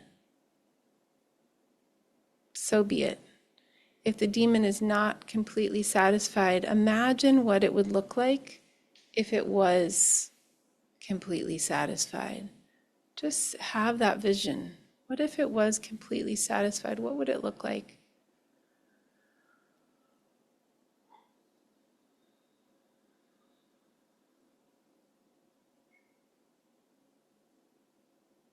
And notice if a being remains. If a being is still there, ask it if it's your ally. Just simply say, "Are you my ally?" If it says yes, then you'll work with that. If it says no, or if you're unsure, or if there's just no being there to ask, say, "I invite the ally. I invite an ally to appear."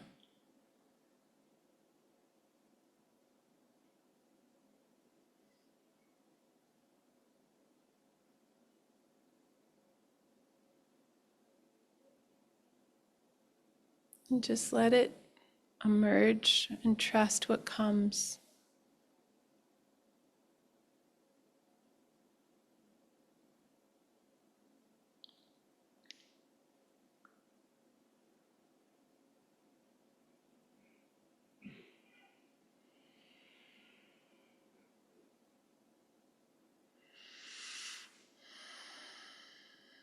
So, seeing the ally before you, whatever, whomever, however, this being, this entity, see what size this ally is. What size is it? What color is it?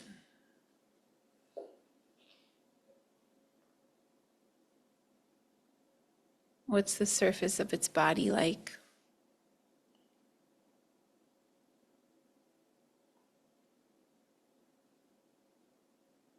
What's its density?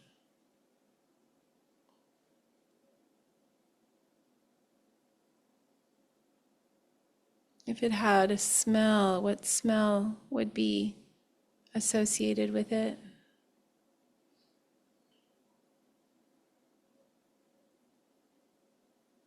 If it could make a sound, what sounds would it make?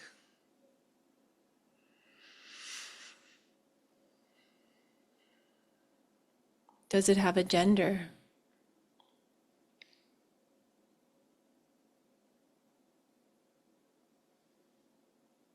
What is the look in its eyes?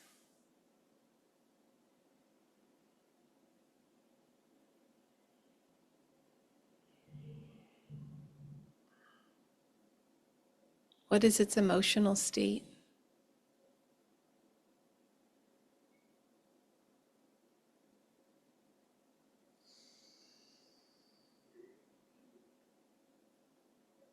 What is its personality or character like?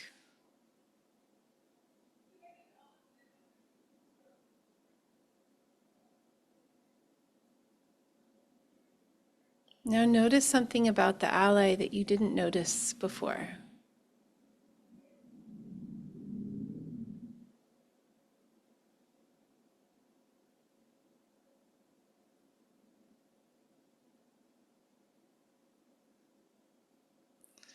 Now we're going to ask the ally some questions. So you will repeat silently in your mind the question, asking the ally, and not think of the answer, but repeat after me. How will you help me? How will you protect me? What pledge do you make to me? How can I access you? Now switch places, keeping your eyes closed as much as possible.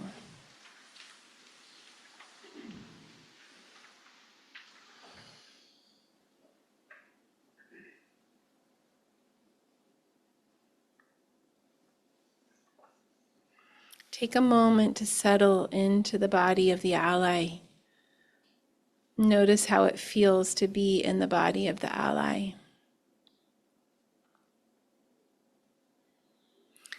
How does your normal self look from the ally's point of view?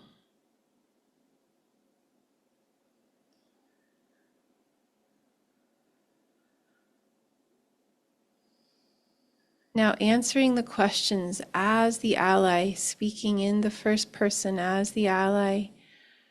Answer the questions one by one after me. I will give you the beginning of the sentence and you can repeat that and then complete the answer. I will help you by.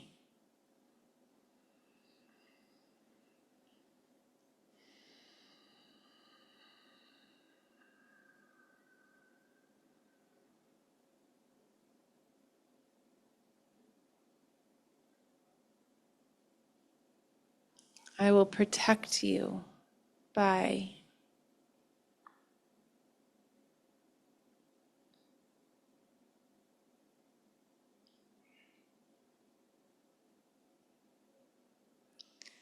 I pledge I will.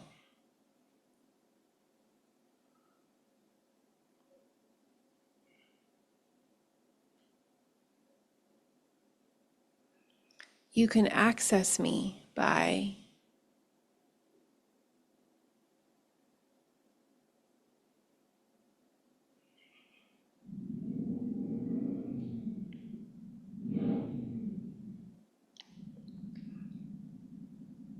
And is there anything else that the ally wants to share or show or say?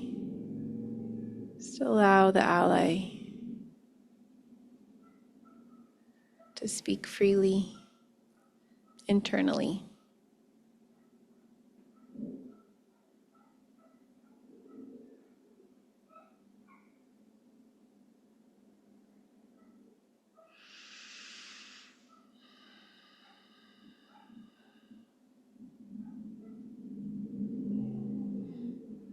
So now switching back to your original seat for a final time, keeping your eyes closed as much as you can.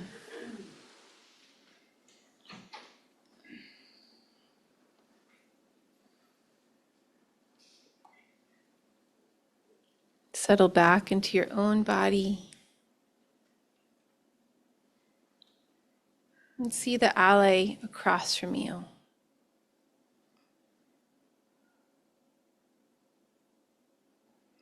Now look into the ally's eyes and feel its energy pouring into your body.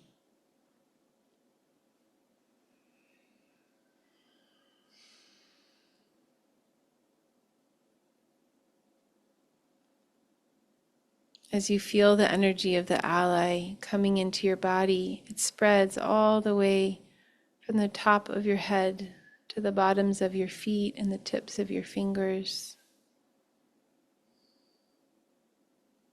Notice how this feels.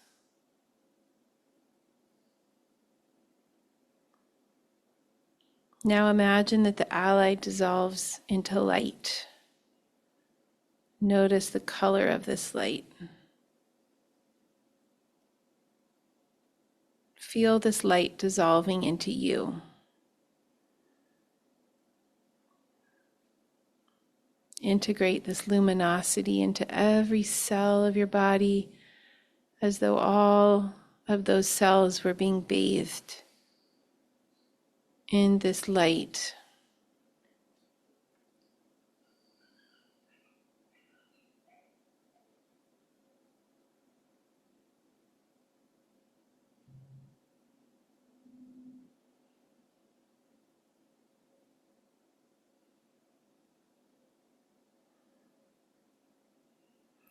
Now you, with the integrated energy of the ally, dissolve.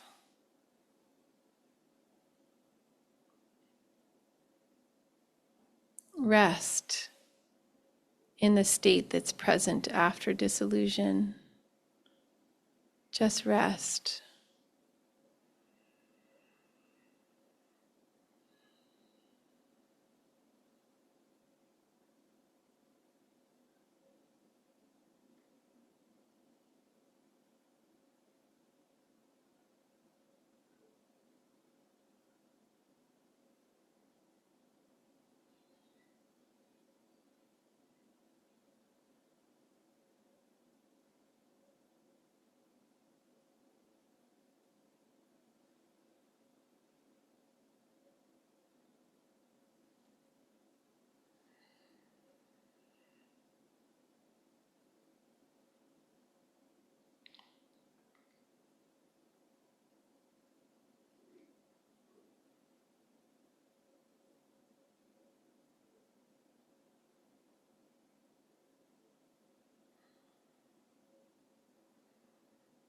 Now gradually come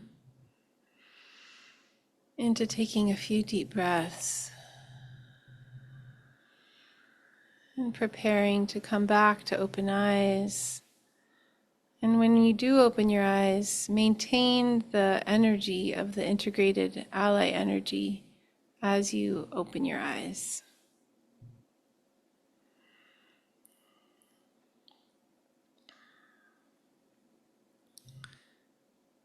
So now we're going to take a few minutes to just write, maybe 5 minutes, anything that you want to remember from this. It can be really wonderful to write down. I will pass out paper and pen. Yeah, thanks, Mace. What it was like to feed the demon, what the nectar was like, who the ally was. Can feel so vivid in the moment, but these things can slip our minds, so we need to help ourselves. How you can access them, and maybe something else will come through. So just writing down anything you want to remember, or maybe ideas for further demon feedings will come up too. You can do one line, open your eyes. Like as you're learning it, you have to kind of open your eyes and remember the questions, but eventually it'll just become, you'll memorize it. But it's, what do you want? We talked about how that's different than a need, right? What do you really need? It has that adjective of really. There's an adverb. And then how will you feel when you get what you really need? So those are like the three. It's like almost deepening. You know, you go from surface to deeper to deepest.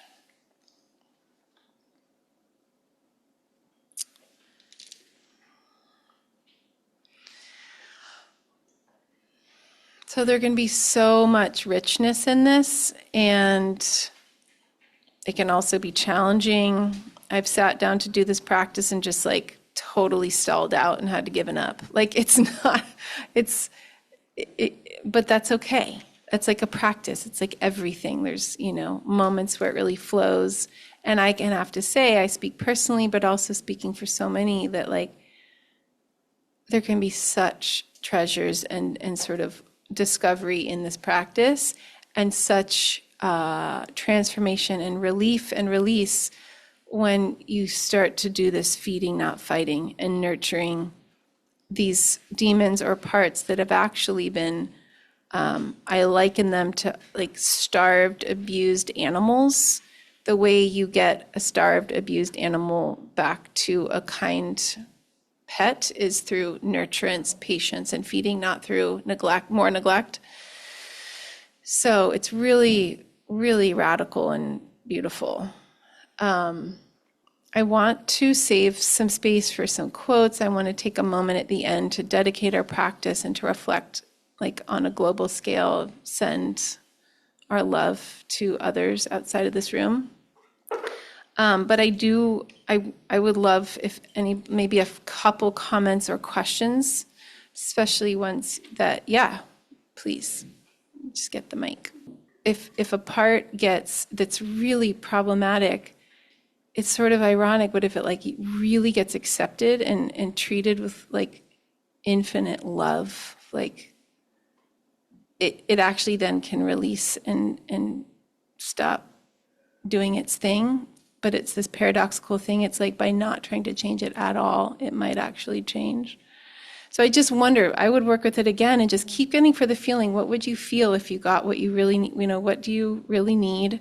How would you feel if you got what you needed? And I'd say a lot of the time the answer to that third question, you guys could chime in, is like in the ballpark. That feeling is like deep rest. I will feel deep rest. I will feel deep peace. I will feel so loved. I will feel bliss. I will feel safe beyond all measure of safety. Like it's kind of in that category of love, safe, acceptance, peace, rest. Like the struggle will be over. Oh, you know, and the demon is actually the demon would feel total. Finally, the war is over. Oh, you know, total rest. So that's the nectar. You would feel it, total rest.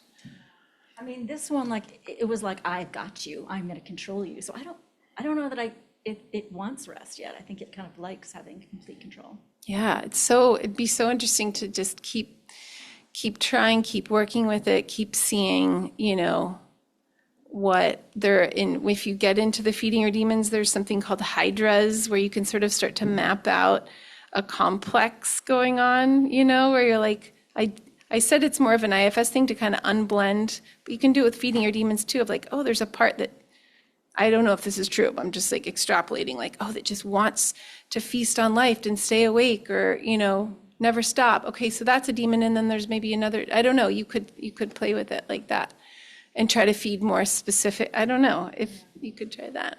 Thank you. I love hearing different people's shares because it gives us like cognizance of what's possible, plants, animals. especially with the demon, it's always recommended that no matter what, even if it is a plant or an animal or something, that it has eyes and a mouth, because you can relate and you can see, you can get such a gist of the vibe. Like sometimes you might see this demon that looks so mean and so intimidating, and you look in its eyes and you can detect the fear that's underneath the anger, for example. With the ally, same, I think the eyes are really important, but it can almost be, there's even a more of an expansiveness that the ally can be, so it's very beautiful to tap into these powers and wisdoms and medicines that are available to us. It helps do that. I'm really loving the different examples people are giving around like what the kind of type of ally can be, struggles we get with like it's not feeding or it's not taking it. All these are all so normal, and it's great. Just keep going, keep experimenting. Also the imagery can, if you really just, don't edit. I like that. That's a great prompt, because it's amazing. You're like, well, what it really needs is this tube and these tankers. Okay, it's working. Come on, team, like go, feed it. Like it's not always this like, I always use this example that there was this one time my demon just would not take it. And I was like, you're going to. And so I was like, I'm going to put like the most potent nectar ever in this Tic Tac. Just going to see if you can take this Tic Tac. And it's like, okay. But there's like it's so powerful, this nectar, because it's just pure fill in the blank, love, compassion, bodhisattva, like care, that a little bit goes a long way, and it starts to take it in, and it's so different from everything that it's ever gotten. This demon's always generally gotten rejection and pushing against, and if you really look at it, it's like it's been getting a lot of that rejection. So this is a total 180. You're totally reversing the current. It's sometimes I liken to it. I've never practiced Aikido or karate, so it's kind of weird that I use them as metaphors, but my sense, I know that in Aikido, you take the force of the opponent and you don't push against it, you don't block it. You actually sort of harness it and you go with it, and then you sort of shape it into the direction you want to go, like away from punching you. And so there's this way of kind of going with, and you're bringing with you as you go with, like the infinite source energy. You're bringing with it, a huge amount of, that's why we say the nectar is infinite. It's you could summon, okay, you need an ocean. All right, I'm going to picture the entire ocean. Okay, that's how much, all of that. You can do that. And right, there's a way we kind of, for 30 minutes at least, sort of set aside you don't have to be so rational, the set of like, this isn't going to work. This part has been like this for decades and da-da-da-da. It's like, okay, but for 30 minutes, let's just set that aside and just do the practice. And it's amazing. I think the more we can circumnavigate our thinking conceptual mind and do these embodied practices, the better. I think we could benefit from it.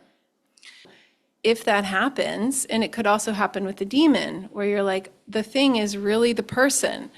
But let's just say with the ally, what you would do in that moment, if let's say you're seeing this person, this real human, you might say to yourself, what is it? What profoundly beautiful qualities am I projecting into that person that are true for me, independent of that person? The part of why I'm so attached to this person, part of why I'm so attracted to them is because I am projecting some qualities, some beautiful qualities that are inherent in my true nature on them. And in a way we can see these people as a mirror, an intermediary, to have us remember, those qualities of that I like I can have those are part of me regardless of whether this person is in my life or not. So I do this kind of, when this happens to me, it's almost like, I don't know if this is the right word, but like hologram, where I sort of imagine the person and then I go, okay, the real human is, I'm going to kind of respectfully move you to the side, and what remains is the essence of what it is that is special there, without any stickiness or hooks, It's like, oh, just essence of loveliness or something, you know? Yeah. There's this beautiful, this feels like a nice way to end, which is, do we need to leave time for announcements? It's like 3 minutes. 3 minutes, okay. So in the end of the book, and this is just like, because this is sort of, you know, I often teach a whole day long on this stuff. And so it was a really wonderful task to be like, okay, do it in 3 hours. It was kind of nice to be like, okay, what do you really want to say? And this little piece, there's something that Lama Tsultrim writes about in her book called direct liberation. And she says, after you've practiced feeding your demons, which you guys are all going to do this for the next month every day, you're going to set up your cushions. I do recommend, if you're into this, have 2 cushions in your meditation zone or at home, and maybe a little journal, a feeding your demons journal, so you can just sit down and just feed a demon a day. A demon a day keeps the doctor away. But once you kind of got it in your system, I think it's always good to do the actual formal practice often. But there's something that she talks about, which is direct liberation. So I'll just read. Direct liberation is deceptively simple. And it really goes into this feeding, not fighting attitude towards things, which doesn't mean you're a pushover. So it involves becoming aware of a demon and then turning your awareness directly toward it. And again, I could say from self energy, like not judgmentally, but like just plainly. It's the energetic equivalent of turning a boat directly into the wind when sailing. The boat stops because its power source has been neutralized. Similarly, if you turn your awareness directly into an emotion, the emotion stops developing. That's a bit of a leap. I might disagree with that sentence. Sometimes you just get really flooded by it. But she's saying this doesn't mean that you're analyzing it or thinking about it, but rather turning toward it with clear awareness. At this point, if you're able to do it, the demon will be instantly liberated and vanish on the spot. So that's a lofty goal, but I like it as a possibility in our tool belt, as like, what if I didn't treat this same habit of mind in the same habitual way that I've been treating it all these years? What if I even 5% more than I normally would turn towards it and go, oh, I see you, I hear you, I know it's hard. Like just start with not hating it, you know, that like turn. And so that I feel like is in part directly feeding it what it actually needs. So I think that's part of direct liberation. And then I'm going to read a quote. Perhaps, this is by Rilke. Perhaps everything terrible in us, in its deepest being, is, I'll start over. Perhaps everything terrible in us is, in its deepest being, something helpless needing our help. So I want to take a moment to not only dedicate our practice, the merit, the goodwill, the energy, the juice, the courage that we've garnered today. Like I want to see if we can just take a moment and center ourselves and send it to all beings who need support and healing, but specifically those who are being bombed and assaulted right now. Currently, there's current world events happening right now. So just taking a moment to surround all those people with our deepest heartfelt wishes for protection.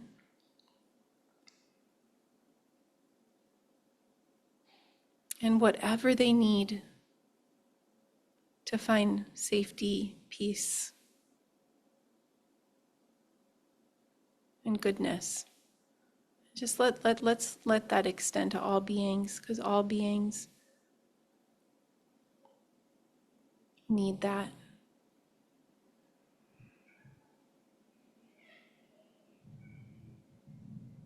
May it be so.